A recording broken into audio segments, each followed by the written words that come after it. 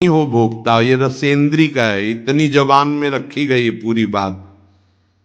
यहाँ के नीचे कोई मतलब नहीं है क्या जा रहा है, इससे यहाँ कोई स्वाद नहीं, बस ये 2 अंगुल 3 अंगुल का खेल है।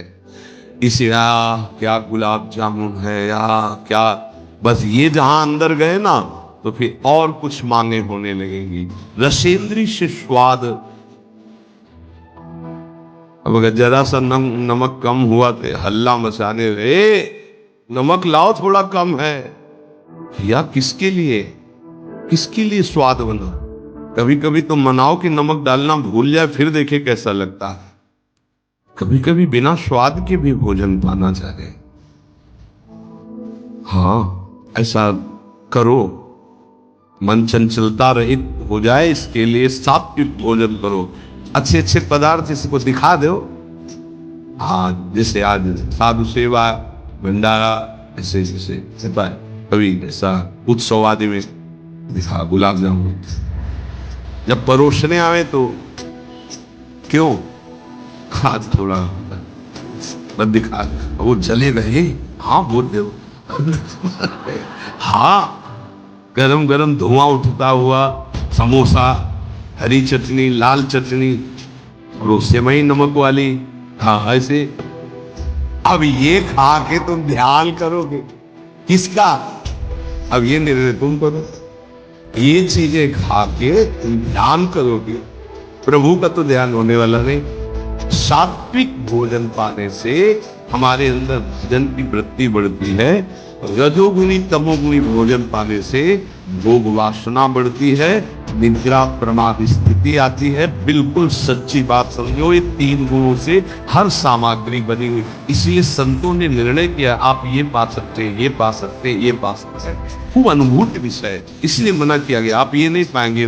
क्यों नहीं, भगवान ने तो सब कुछ बनाया है पाने के लिए, तो पाने के लिए भी बनाया है, तो फिर और व्यवस्था भी भगवान ने बनाई है। रौरव नरक, अंधतामिस्त नरक, ये भी भगवान ने बनाए हैं, तो इनका भी स्वाद आप लीजिए। सावधान, शतोगुणी भोजन संयम पूर्वक पाइए, नाम जप करते हुए, और इतना कि बस लगे कि हाँ, थोड़ा वजन लगने लगे कि हाँ हो गया, बंद कर। शाम को खूब पा, अब तुम्हें कोई है नहीं कि पता नहीं मिले कि ना मिले, कई दिन मिले कई दिन ना मिले। उसमें होता है कि हम जो मिला है डाल लो, पता नहीं कई दिन बाद मिले। आप लोगों को तो मिलता है तो संयम, व्यवस्था श्री जी ने सब कर दी, तो संयम से आहार, और अच्छे पदार्थ ना लो तो अच्छा है, अगर लो तो बहुत कम लो, थोड़ा। I passed out from IIT last year. Passed out का मतलब बेहोश होना होता है। College या school complete? खीर और तो कुछ खीर, तो वो मन, खीर में नुकसान नहीं, गुलाब जामुन में नुकसान नहीं, वो जो मन को बढ़ावा मिला रसेंद्री के द्वारा, अब वो इतने में तृप्त नहीं रहेगा, वो और इंद्री को लेकर के भ्रमण करवाएगा आपको। और जब इसको मारना है, जैसे मन हमसे गलती करवा देता है तो क्या पावगाल पे मारो, तो त्वगेंद्री पिट रही, उससे क्या होगा। इसको कैसे मारा जाए, इसको ऐसे मारा जाता है, ऐसे धीरे गुलाब जामुन भैया आज भी वो कहो, नहीं नहीं बिल्कुल नहीं कहेंगे। वो जो मन को पीड़ा हो रही, अब वो पिटाई हो रही। साधक मन को वो दुलार करता, पीट नहीं पाता। इसको पीटना सीखो, बहुत जल्दी ठीक हो जाएगा। ये कहता है आज ये देख ली, हाँ बोली चल चतुरासी छू, वो कहते नहीं नहीं चतुरासी कुछ इसको मारना है तो उसके बिजली चलना।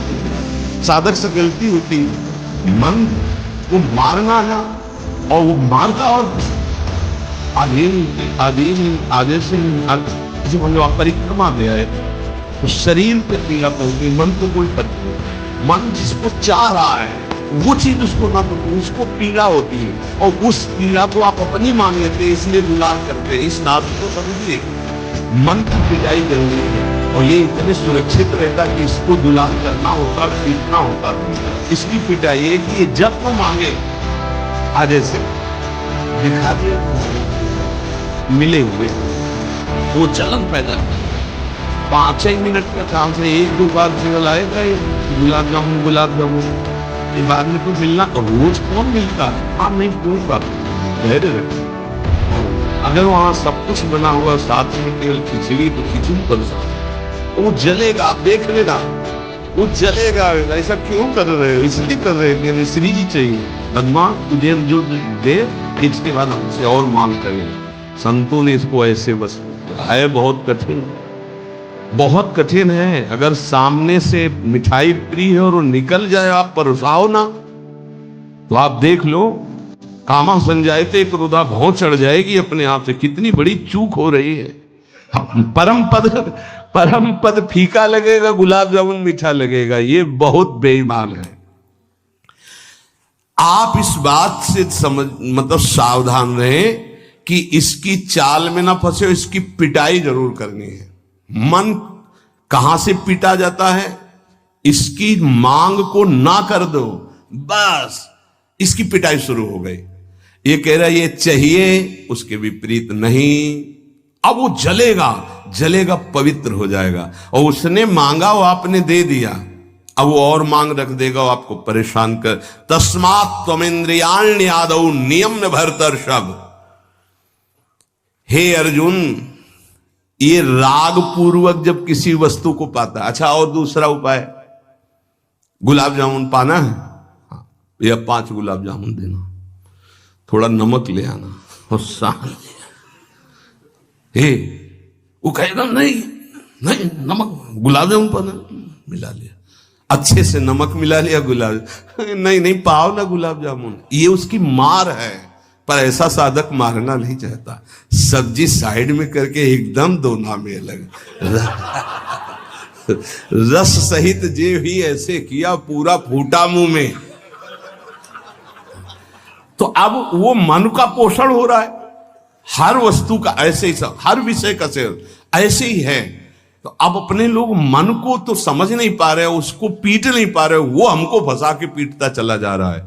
बहुत पीटता है, देख लो, बहुत पीटता है मन, बहुत पीट। इसकी पिटाई चाहिए। कोई गुरु कृपा पात्र इसको पीटना शुरू करता है, यही उसकी पिटाई है कि इसके विपरीत चलो, जो मांग इसकी हो रही है उसके विपरीत चलो। जैसे बहुत बढ़िया स्वादिष्ट सब्जी बनी है, अब उस खीर भी परोसी गई, तो खीर और सब्जी दोनों को मिला दो, न सब्जी का स्वाद न खीर का स्वाद, 2 रोटी 3, वो जलेगा कि यार तुम कैसा क्यों कर रहे हो? बस तुम कर रहे हो ऐसा, तो रसेंद्री ठीक हुई तो सब ठीक हो जाएगा। शास्त्रों में वर्णन किया गया, धैर्यवान वही है जो रसेंद्री और जनेन्द्री को, बस 2 इंद्रियों की चर्चा हुई, और तो सब अपने आप हो जाएंगी। और रसेंद्री प्रधान, रसेंद्री ना हुई तो फिर आगे जो राग पूर्वक भोग, कोई भी भोग किया जाए, वो बिल्कुल द्रवित हृदय में छप जाता है, बार बार पीड़ा पहुंचाता है, ना चाहते हुए भी साधक का पतन कर देता है। यही है, ना चाहते हुए पाप कौन करवाता है। आहार का बहुत बड़ा फर्क पड़ता है।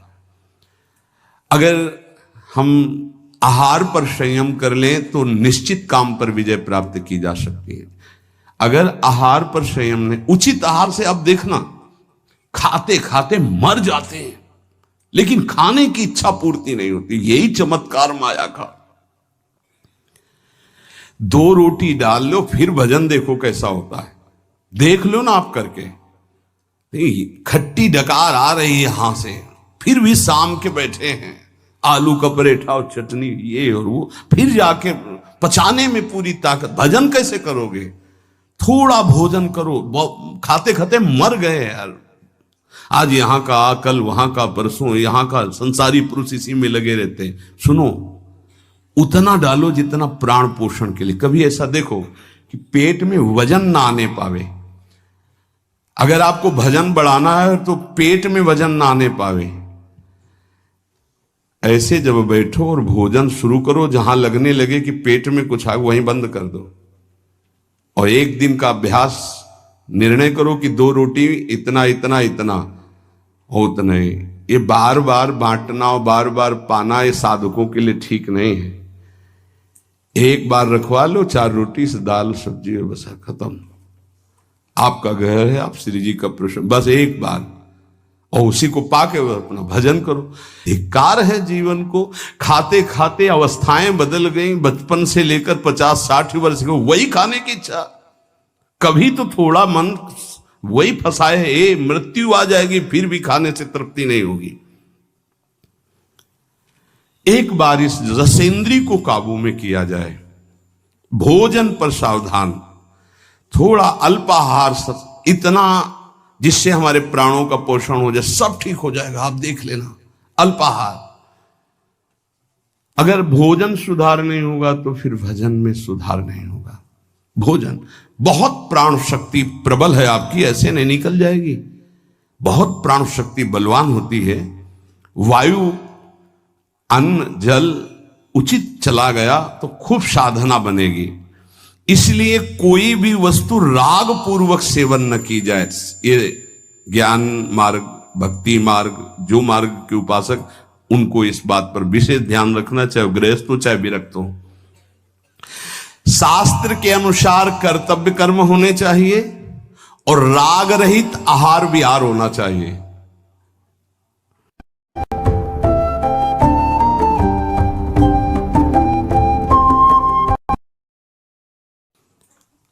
पूज्य श्री पंडित गया प्रसाद जी के शिष्य मास्टर बाबा, उनके पास जितने साधक रहते थे तो उनकी सब्जी में नमक नहीं, खीर में चीनी नहीं, ऐसे ही उल्टा सीधा बनता था। तो जानते हो कैसे साधक रहते थे?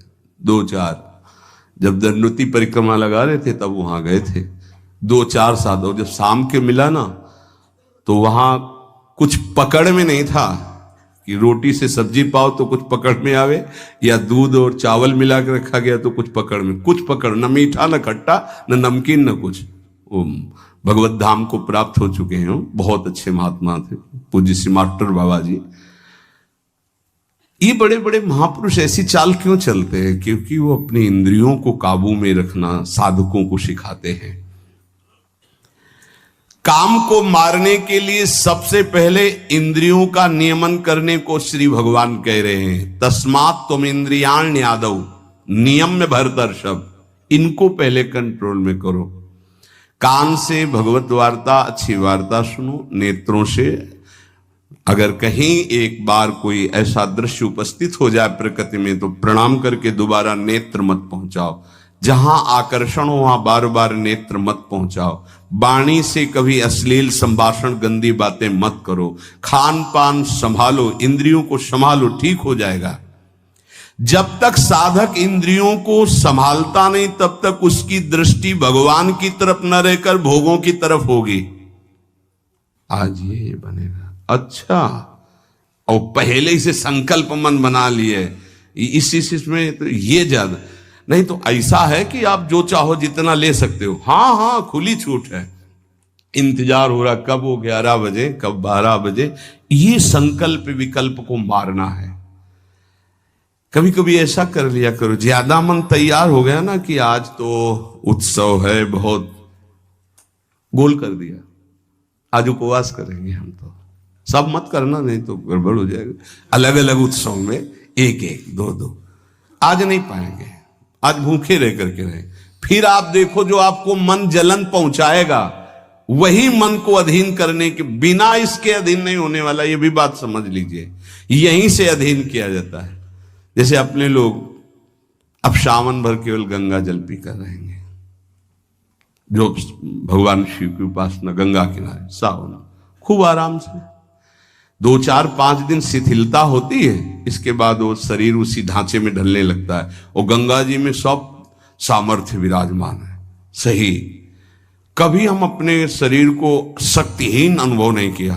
गंगा जल में इतना पावर विराजमान है, ऐसे पदार्थ विराजमान है।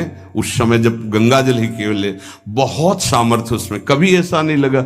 जब गंगा जल पीते थे तो लगता साक्षात माँ का दूध पी रहे हैं। एक विशाल अंदर से उत्साह प्रकट होता था। 2-4 दिन के बाद शिथिलता खत्म हो जाती है और वो शरीर पचाने लगता है। जो अन्न की मांग करता है वो धीरे धीरे शांत होने लगता है। मनुष्य की प्रवृत्ति इंद्रियों की मांग को पूरी करने में है।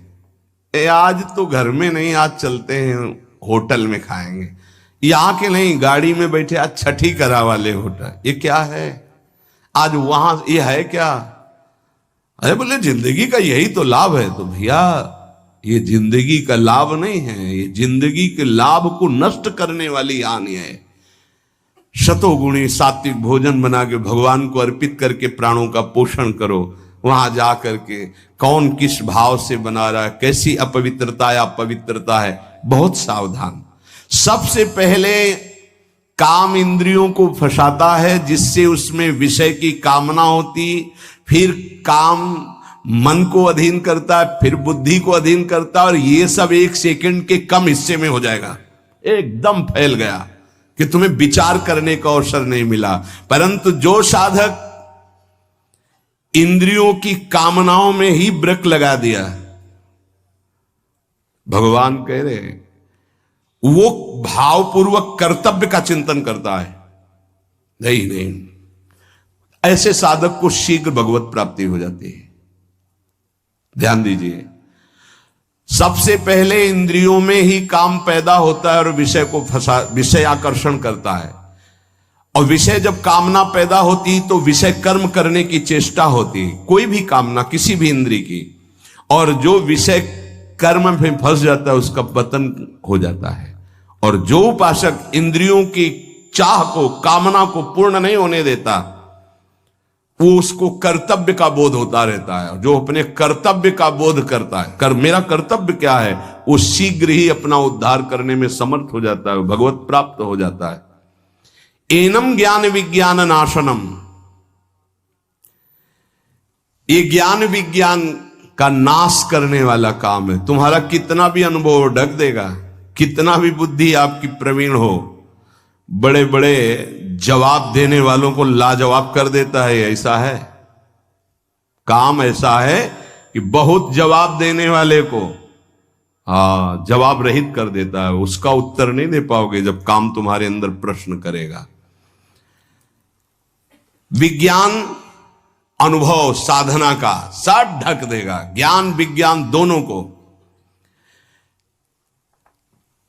तत्व ज्ञान का यहां बात नहीं है कि ज्ञानी का शब्द है शास्त्र ज्ञानी से, बोध संपन्न महापुरुष से नहीं स्वात्मारामम विषय मृग तृष्णाम भ्रमयति। यहां भक्त जो अभी साधन काल में है, प्रेमी भक्त के नहीं, दो को कोई परास्ती नहीं कर सकता। प्रेम लक्षणा भक्ति से युक्त महापुरुष और तत्वबोध महापुरुष, ये ज्ञानी शास्त्र ज्ञानी, और ये भक्त अभी साधन मार्ग का। कामना संपूर्ण पापों की जड़ है। पाप मानम ही प्रजय, इसलिए कामना उत्पन्न होते ही पाप क्रिया में रुचि हो जाती है। आगे चल करके वो इतना अंधा हो जाता है कि सतमार्ग छोड़ करके पाप कर्म में ही लग जाता है। बहुत बहुत डरावना विषय, बहुत भयावह विषय है। भगवान इसलिए काम को महापापी बता करके आज्ञा करते हैं कि साधक इसको अवश्य मार डाले। पाप मानम प्रजयहीनम ज्ञान विज्ञान नाशनम। तो जो आदेश कर रहे हैं वही सामर्थ्य देंगे, इसलिए इन्हीं की शरण में होके इनका नाम जप करो।